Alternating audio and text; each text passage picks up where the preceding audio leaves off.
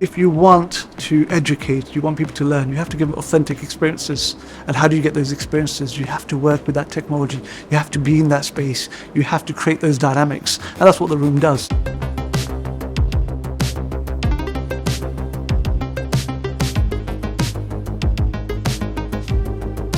We are sitting at the moment in our brand new esports arena. It's just an exciting new space. We were keen to do something different, and I think this space has really given us something quite unique. In this space, we get to teach a lot more with high-powered processing, as well as graphics processing, animation.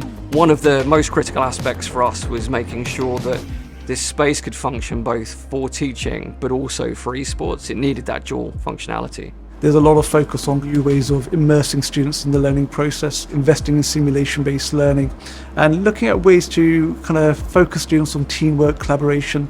And esports is actually one way to do that. Esports involves all those skills. And what the space actually represents is kind of our endeavor towards achieving that view for the future. When you talk about technology, obviously the technology is fast moving. So what you want is expertise. You want to talk to the right expert, get the right information so you can make the right calls. And that's where we worked a lot with IDNS to try to learn about what technologies should we invest in. We've been dealing with Samsung, Corsair, Quadra to see what we can make fit in the space and what will give the university what they need right now, but how to grow in the future. We wanted to get some high-spec gaming PCs in here.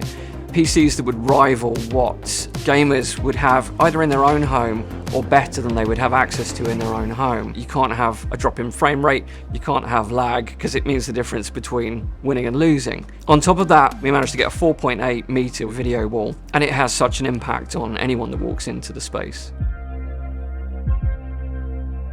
With IDNS, it does feel like a partnership.